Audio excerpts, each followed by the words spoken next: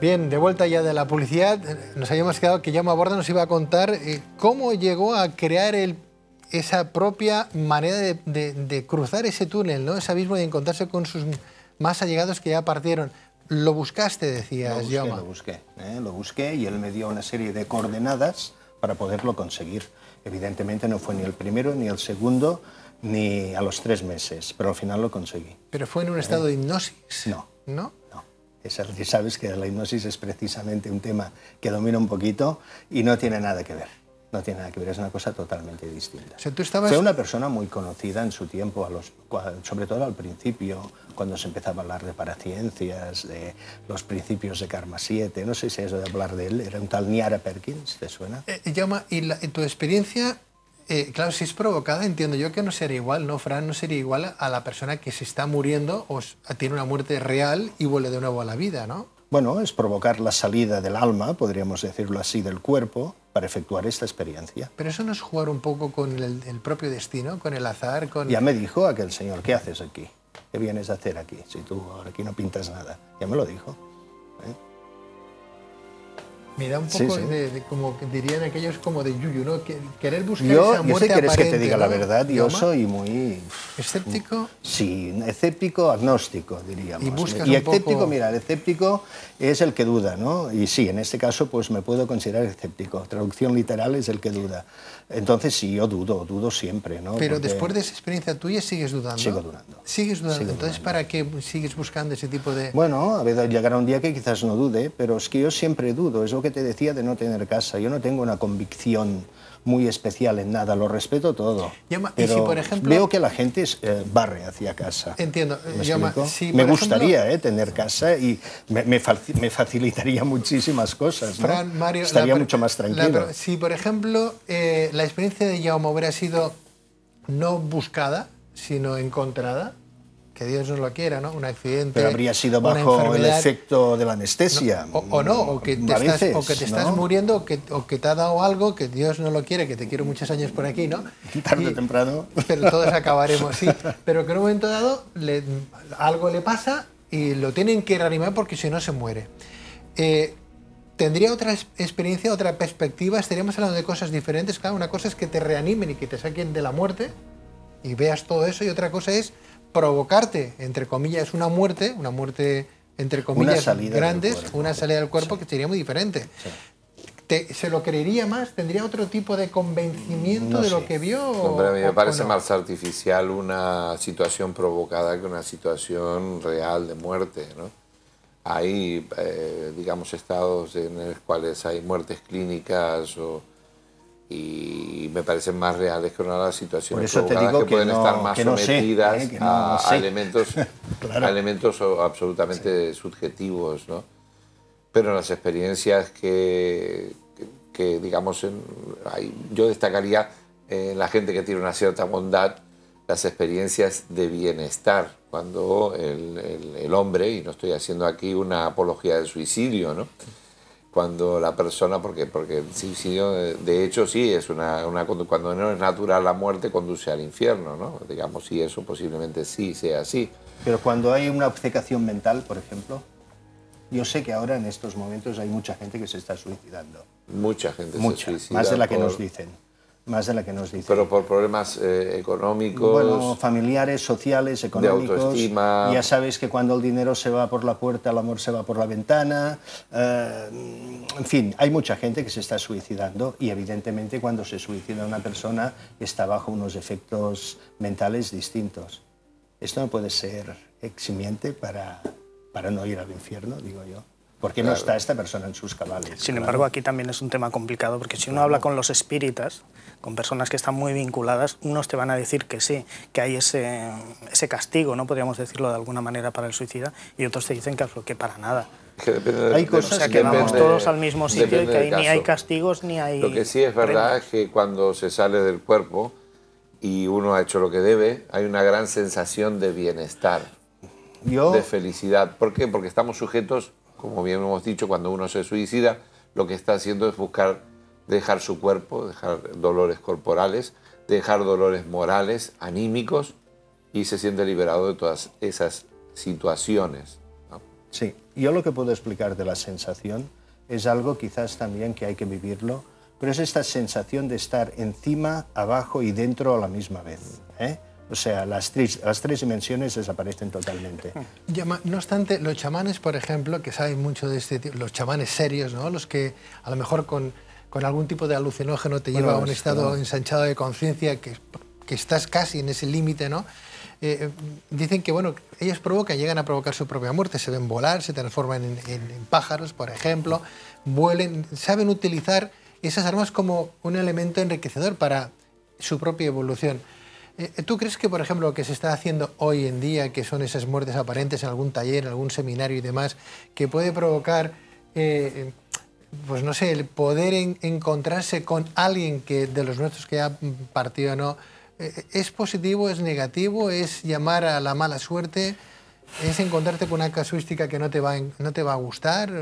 Yo no recomendaría a nadie que lo hiciera, personalmente. ¿Tú no lo recomendarías? No. Cuando tengas que encontrar, ya lo encontrarás. Ya lo encontrarás. Sí. Es como quien muchas personas, es algo humano, ¿no? Cuando pierden a un ser querido, quieren buscar esa conexión con ese ser querido, y yo, desde luego, digo que si tiene que venir esa conexión, vendrá por sí sola, de alguna manera, pero no provocarla ni buscarla. ¿Mario? Hay el caso del señor Valdemar, que explica Edgar Allan Poe de manera de ficción, en el cual se somete a hipnosis a una persona moribunda para retenerlo y para que esta persona haga una descripción del más allá, retenerlo como una especie de muerto viviente, que es parte de su alma quede para poder relatar qué aparece allí.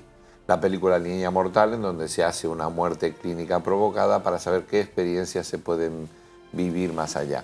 Yo pienso que cada cosa debe de ser en su momento y no hay que provocar ese tipo de cosas porque son muy peligrosas. ¿Y la ciencia qué dice de todo este complejo mundo, ¿no?, que queremos intentar descubrir? Porque todas las religiones donde nos basamos, también desde nuestro punto de vista, de nuestra filosofía de vida, nos basamos ahí, el que tenga su credo o su filosofía de vida, ¿no?, algo tendrá que tener pues para tener una vida más o menos recta. Uno puede no creer en Dios, pero puede tener una filosofía de vida, ¿no? Sí, y siguen habiendo unos arquetipos que sí pertenecen a todas las religiones. Uno de esos arquetipos sería la Virgen María o la llamada diosa blanca, que puede ser blanca o puede ser morena, ¿no? Pero que aparece prácticamente en casi todas las religiones, ¿no? Bien, pues la ciencia, ¿qué dice al respecto entonces? Sabes que la ciencia tiene que medir, tiene que pesar, tiene que tener un laboratorio, pero también podríamos decir, por otro lado, que la ciencia no es limitada. Dentro de sus limitaciones, ellos son los que le pueden dar una explicación, diríamos, científica, correcto. Pero por otro lado podemos decir, y los mismos científicos, muchos de ellos lo reconocen, que la ciencia no es limitada, no es la misma ciencia de ahora que del siglo XVI o del XVIII. Cada vez va evolucionando más y más. Ahora ellos, claro, solo hablan de lo que pueden demostrar. No obstante, la ciencia de hoy, claro, nos habla de esa observación empírica, de lo que se puede demostrar, si lo podemos observar, pero la ciencia no siempre ha sido así. La ciencia, con tener 4 o 5 testigos hace siglos atrás, que decían, bueno, es que a mí me ha ocurrido, aquello ya lo daban por hecho, ¿no? O te quemaban. O te quemaban, ¿no? Sí, pero ahora vivimos en un estado en el que, o distintos estados, en el que se actúa con mucha crueldad hacia los seres humanos, de ahí que existan tantos suicidios, y esa crueldad se extiende también a los científicos a la hora de juzgar o perjuzgar determinados elementos como es el de la vida, el más allá, la muerte, y cosas que aparentemente pues catalogan de locos a los que creen o tienen determinadas experiencias, ¿no?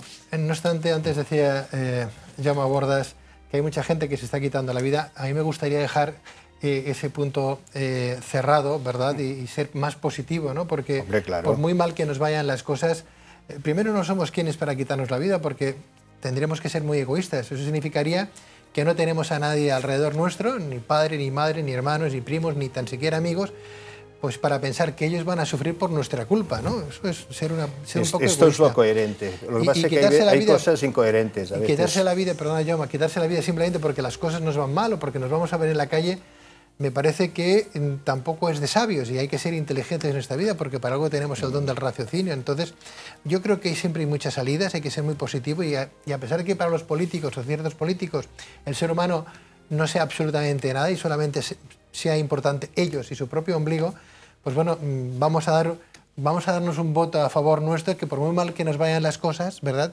Siempre vamos a encontrar una solución.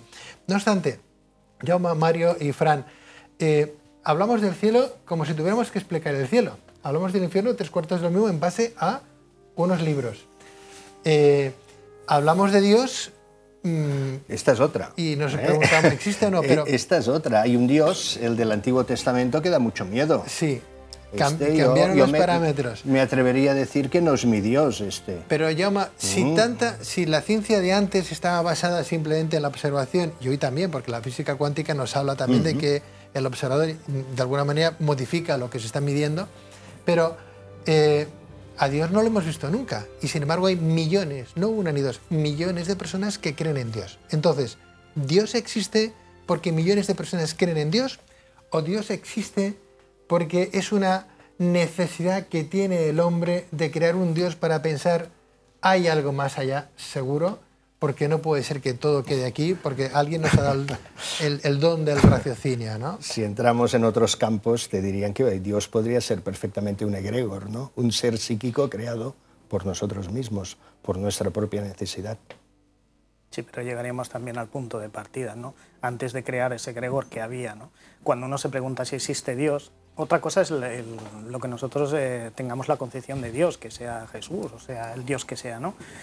Pero claro, cuando hablamos de Dios, uno se plantea, bueno, ¿de dónde venimos? Venimos de esta evolución que nos dicen, venimos de otro sitio. Entonces uno puede llegar a la conclusión de que existe un Dios, aunque no le demos esa catalogación ni de Jesús, ni de Yahvé, ni de otro ser, ¿no?